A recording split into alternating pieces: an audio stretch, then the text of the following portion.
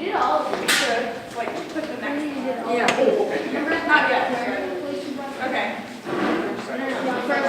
So, I don't know if you guys know our names or anything, but I'm Namrata, and I'm a sophomore at Avery High School. I'm Naveen, I'm a freshman at the high school. And I'm Navela, and I'm a junior. So, our topic that we're working on with you, as you guys probably know, is green chemistry. So, we're actually part of a competition called the Siemens We Can Change the World competition. My dad talks to you a little bit about it. And so basically what we're trying to do is find some sort of environmental issue. Because we know that there are a lot of problems with the environment, right? So we chose for our topic, we can go back, yeah. So we chose for our topic green chemistry.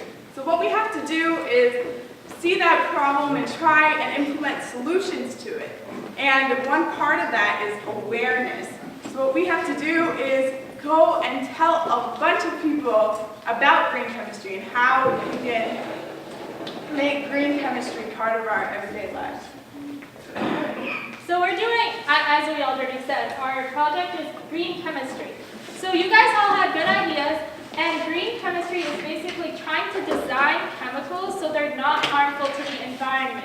So green chemistry is special, like compared to like composting. You guys know what composting is, right? Yeah. But that's trying to prevent it after the fact, which is also good. But with green chemistry, we design the products at the source. So at the very beginning, we make them so that they're green, so that they won't even be a problem to the environment.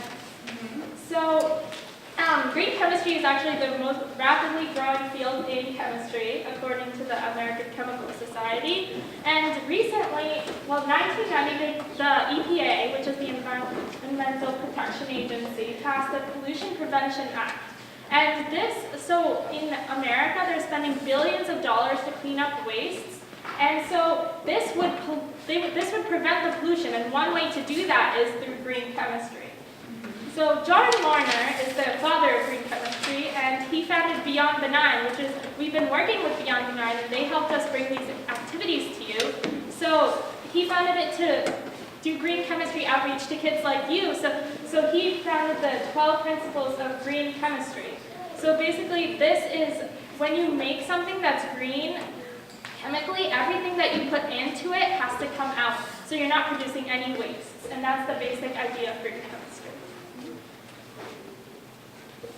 Okay, so this is a list of all the household chemicals that are harmful, but there are also a lot more. And these chemicals, have you ever used nail polish or lipstick? You guys have I use every day. All of you probably wear shampoo, right? No. Well, many of these, like air fresheners, lipstick, and mothballs are carcinogenic to your body.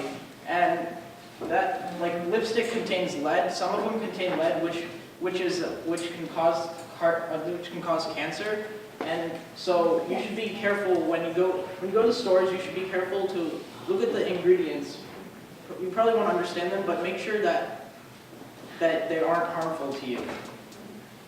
And so this is just going back to what Naveda was saying. It's not just about the environment. All of these affect your health directly. So lipstick can cause cancer. So it's not just that we're trying to help the environment, we're trying to help you too. We're trying to help everybody. Helping you, we're helping the environment too. So like in shampoo, there is something called sulfates, and those sulfates are really bad for your hair. And so it's actually working against what it's trying to do. So next time you go to the store, try to buy shampoos without sulfates. So look on the ingredients. And even if it's organic, it doesn't mean it's non-toxic. Yeah. And nail polish has formaldehydes, which basically when you breathe them in, they can cause cancer. So it's not like putting it on your nails that are bad, but it's the fumes that come out of them that are bad.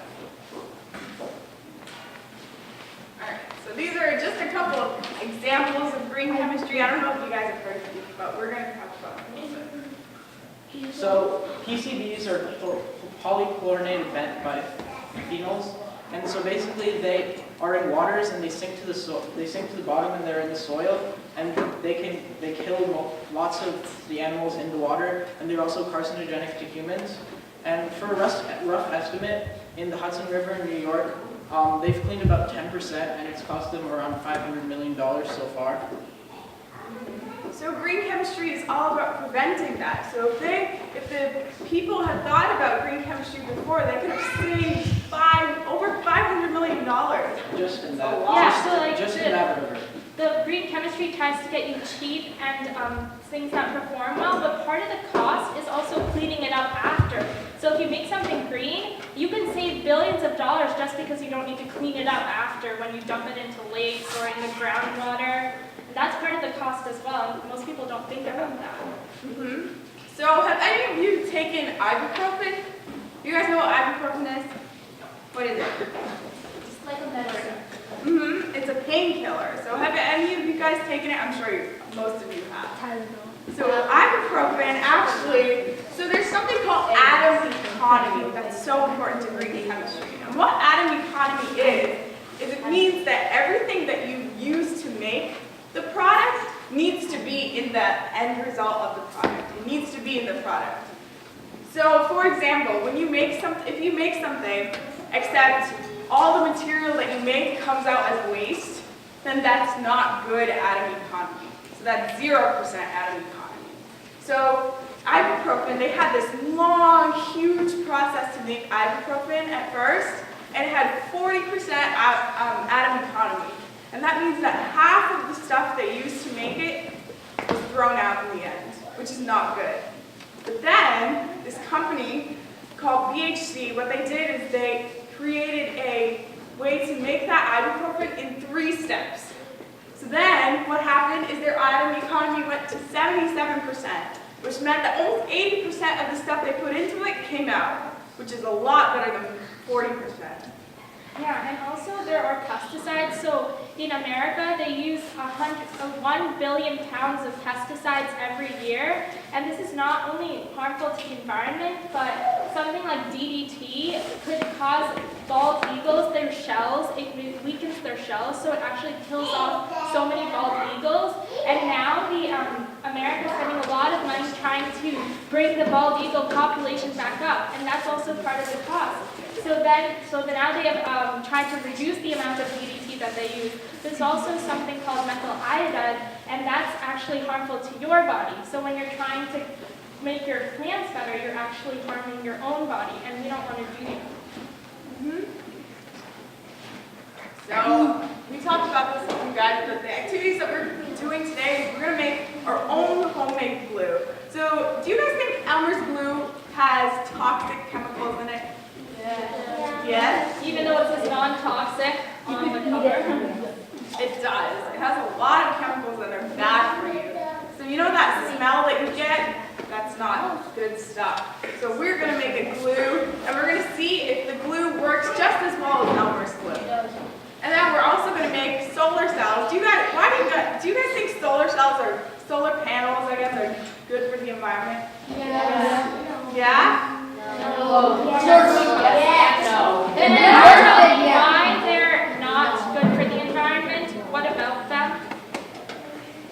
All of the stuff used to make them, like Well, it's not directly that, because what is in solar panels? silicone. Silicon, but silicon isn't bad. But then when you want to use it in solar panels, you have to go through another purifying process that uses these solvents that are toxic.